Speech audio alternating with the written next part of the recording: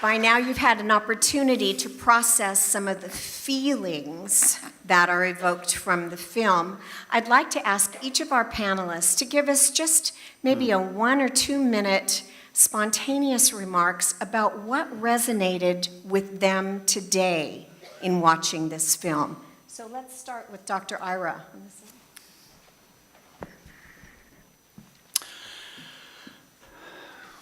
I've seen that film several times. It's always powerful. What resonates with me is the inherent dignity of each of the people we see. I'm thinking particularly of the ill people and their families, but the caregivers as well, the clinicians as well.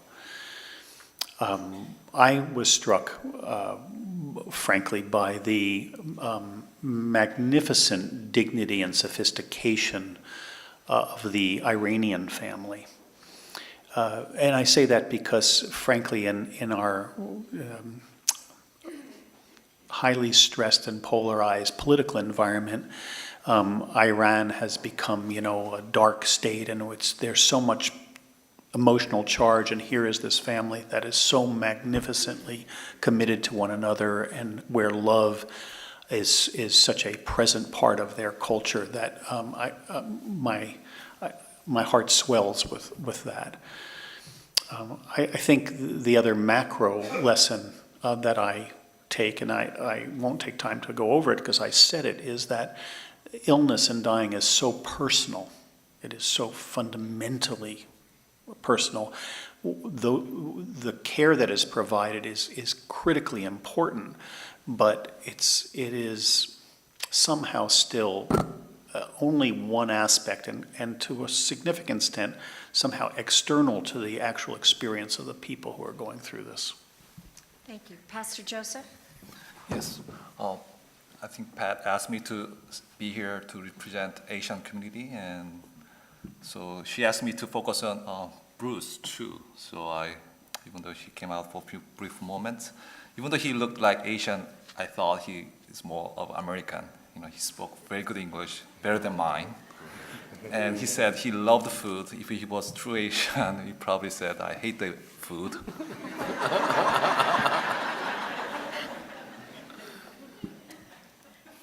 And where was his family? I thought. But when he said, when the healthcare professional said that his face lit up when he heard about hospice, in patient home hospice. I educate a lot of I educate Korean communities because our hospice believes in education, and with Koreans nonprofit Somong Society, and I meet a lot of Korean elders throughout the year, and they all want comfort care. They all want hospice. So that kind of resonated with me. And also, my main actually problem is the children. And when I was a young pastor, I always wanted to bring the young people to the church, and because there are less and less young people in the church. When I'm in the world healthcare system, when I do education for the Korean community, only like people who are in the 70s or 60s, 80s will come to the seminars and the workshops. But I don't see people who are 40s and 50s. But they are the ones who will make main decisions, because our elder generations, especially Asians, when in the school system or in the culture, they are learned to listen. So they love the lectures. They don't like the discussions. They don't like small group discussions. They can go to church and sit there for 2 hours and hear the sermons. But when we ask a lot of questions, they have a hard time making decisions because they grew up just listening, obedience.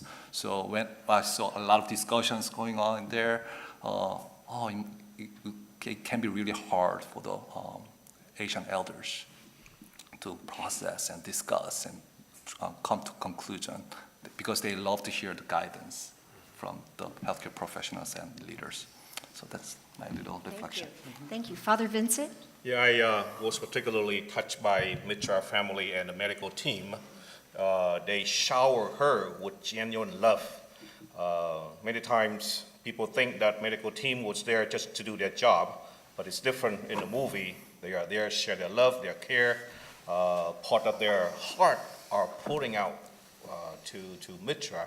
And I was so touched that from that genuine love from the family and the medical team, Mitra got encouraged. Her spirit was inspired, lifted up at the end of her life. And that, I think that is very important. I can see that in my 22 years as a priest, being the person who do the anointing of the sick, give the last rite, contact with the family. Whenever the families and the medical team show the person the genuine love, the person really feel encouraged. The facial expression is different than those who dying alone. So, I can see that across the culture, not just the Iran, the Vietnamese, the Korean. This is very the common human experience that at the end of the person's life, they need to see that. And it's very obvious in the movie. Thank you. Father Juan? Well, that's quite emotional video. I saw all these clinical experiences, hospital doctors, nurses attending beautifully the patient. But I was probably the thing that really caught my attention and really moved me was the son of Mitra. Because he was there trying to enjoy, in some way, his mom, sorry. And probably that was the innocence there, the connector, something that gave much desire of life to Mitra. That was really something. What I loved about the video is that also doctors were crying at the end. It was so powerful. Because sometimes I have a friend, she's a doctor, and she said that she doesn't like to connect emotionally with the patient. She just go, say hello nicely, but she's always trying to not connect because the fear of losing, also probably the approach, the medical approach. But that was what I liked the most about the video. Thank you. Dr. Vincent? What resonates with me is a message of hope. The hope for me is not just on the movie alone, but also the hope of watching the intersection of spirituality and medical care coming together. Even though this film doesn't recognize it, but there is a sense of spirituality. And what I noticed too is that, illness brings about isolation and it's filled with stigma. And as a community, as parishes coming together, what we're doing here today is we can really transform the message that we give to people, the message of acceptance, the message of really acknowledging the beauty and the sanctity of the human life and the reverence for that, the accompaniment, the non-abandonment, the hope and the love. And that resonates me with hope because, too, that we see in the film, we have physicians who are very engaged. Because if you think about it, so many years ago, people who are adverse to death do end up going to medical school. Because we never talk about it, we never have to deal with it. Physicians ourselves, we're not trained. We're trained in denying death. We're trained to defy death. If we can't defy it, we'll deny it in whole or in part. So what we're seeing here today is the transformation that's taking place right now in medicine. That's what resonates with me at this moment. What feelings or thoughts or questions come up for you that you'd like our panelists to comment on? Yes, way in the back. Is there a spiritual aspect offered to different people, no matter where they are in the dying process or what culture? Is that offered through the hospice care, or do you have to contact interfaith representatives to become active, because I think a lot of the help, that's the spiritual help that's available for that situation, I didn't see where it was accessed or offered or, even confidentially. I didn't see that.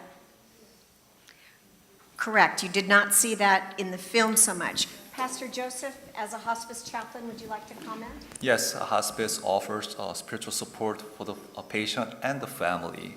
We send out chaplains who are trained to offer support to all faith, even to the atheist. We say if an atheist comes and want to die, we want them to die as the best atheist. So,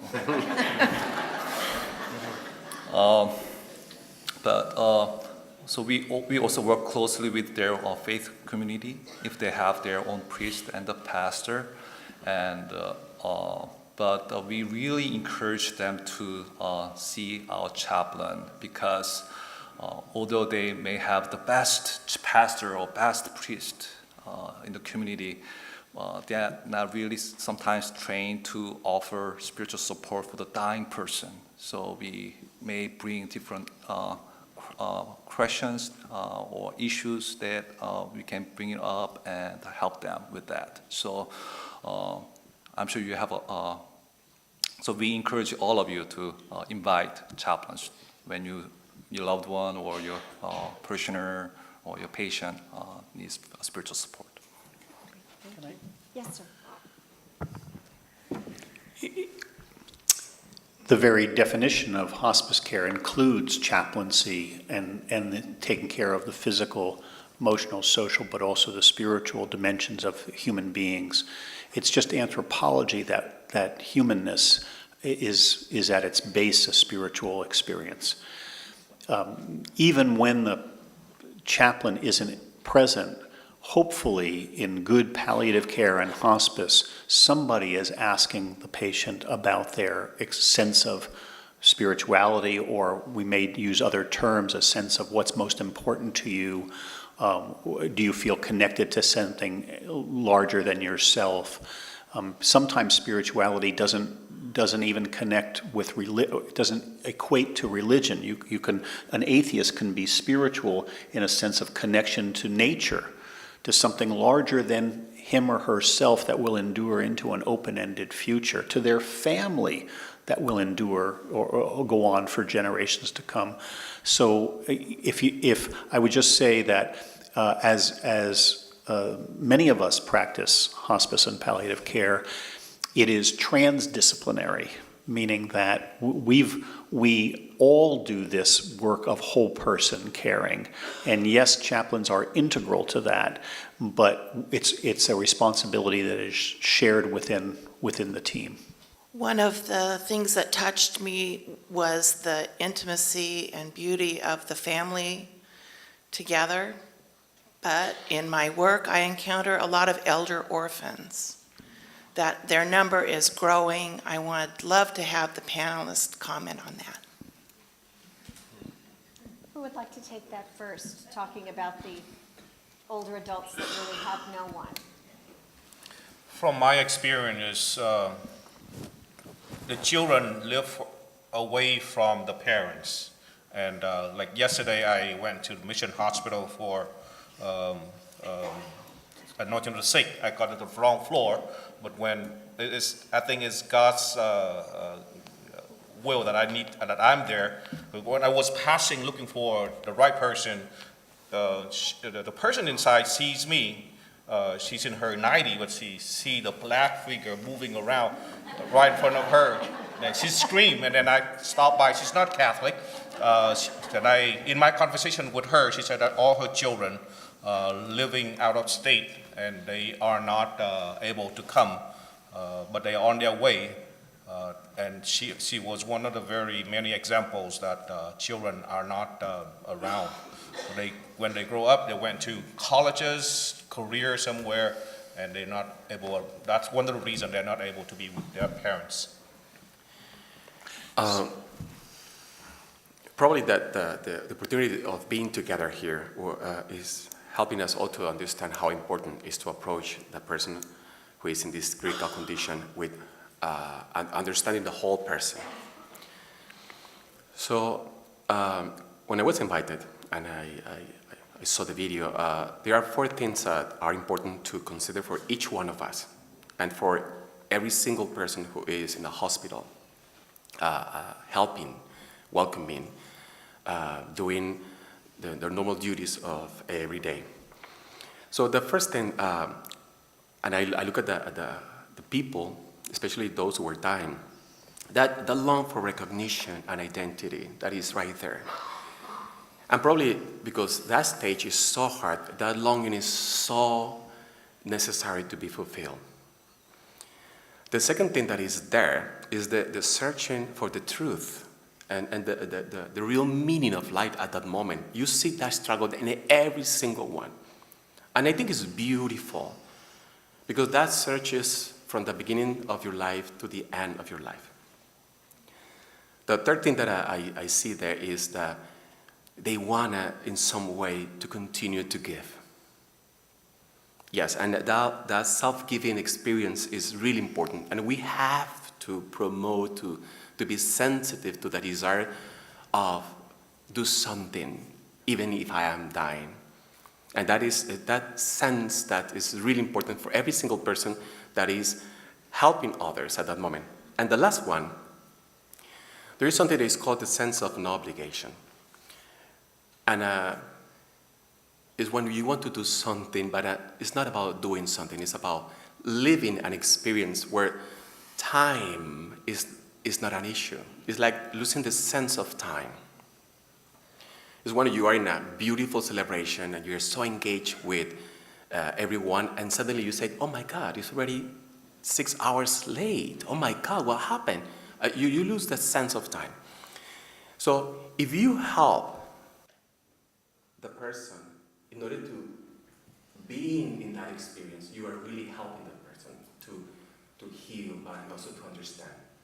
But the most powerful thing that I saw in the video was the dialogue. Oh, that was really open, sincere, patiently giving time to the people. Dialogue is beautiful in this movie. I just love it.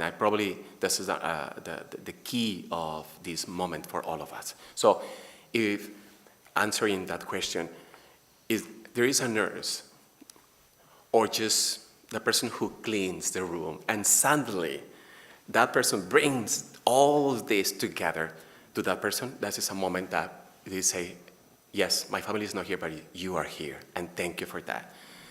Well, that's what Jesus did with everyone. Dr. Bayo? I thank you for your questions. It's so important. Isolation, loneliness, and boredom are the sources of suffering. The corrective for that is community. Community can be intentional. You can see identify people who are at high risk of isolation, loneliness, and boredom, and create community around them. This is the work that is part of the work of this Whole Person Care Initiative, to use the resources and the love within our faith communities to wrap people with a sense of community, of belonging, of being welcomed here. And you saw this with Bruce in the Zen Hospice, right, where they were intentionally creating community around him. This is doable. We don't need a whole lot more of anything. Just to channel our love through some structured processes so that we are finding, identifying, and then responding to people who are at high risk of suffering of this nature. Would any of the other panelists like to comment on the issues of the elder orphans? I agree with Dr. Ayerbayak 100%, because part of what we're talking about, of why we're here today, is as a faith community, as a community here in Orange County, we're going to be changing the story of that, of the isolation, the acceptance of our humanity, the deep reverence for human life and dignity. This is what we're about, and it's really excited to be here as we launch this. So that's what remains. Is it okay if I say something? Yeah, so I read somewhere that 60% of skilled nursing home residents did not receive not even one visitor within a year. Not even one visitor. So it's real, the elderly often, that's the big problem. So I really encourage you to volunteer. I know you volunteer a lot in your church, but the volunteer for hospice, volunteer for the hospital, and the volunteer for the skilled nursing home, assisted living, and visit them. Bring your children and let them see how death and dying looks like, and how elders live. You know, our children do not experience that, so I really encourage children to volunteer with their parents to see dying patients. A lot of parents, they are afraid of bringing kids to dying patients, but through that they learn how we get old and how we face death. So volunteer. So, yes. Hi, everyone. I have a question I haven't thought about for a while, but seeing the Zen Hospice on the video, does anyone on the panel know what thoughts might be happening as far as a standalone hospice in Orange County? Who would like to take that? It's too expensive. Housing and the land is too expensive. So I don't know of any, but it's needed. Facility-based hospice programs are a missing resource in so many of our communities. Hospice programs in America are home-based. I often will quip that hospice is like home health on steroids, right? It's this very robust home health-based service, but not everybody can be cared for at home for various reasons. Not all families are well-resourced. Not all families are functional enough, frankly. They have their own problems and psychosocial problems and socioeconomic issues and all kinds of stuff that get in the way. We have to have a place that is safe, there people feel welcomed, and where a patient can't have a problem that we don't have a response to, right? That is, in America, we don't have many of those. The communities that do have them have drawn from philanthropy to build these things. You'll see in South Florida, there are many, many of these that are almost all built from the philanthropy. This is a community caring for its own, right? But finances are a big barrier. And tragically, by the way, just to give you a dose of the real world, the Zen Hospice program is closing. Why? Finances. So this is something where, we have great opportunities and we're acting out of love and a lot of altruism. We're working in a health system and a social environment where we're tolerating unmet needs, and that's not okay. And in fact, the way we in America as a society deal with this unmet need is we don't assess it or we ignore it. If you don't know about it, then it's easier to tolerate. But it's existing in our communities, in our neighbors, and part of the corrective here is robust community responses.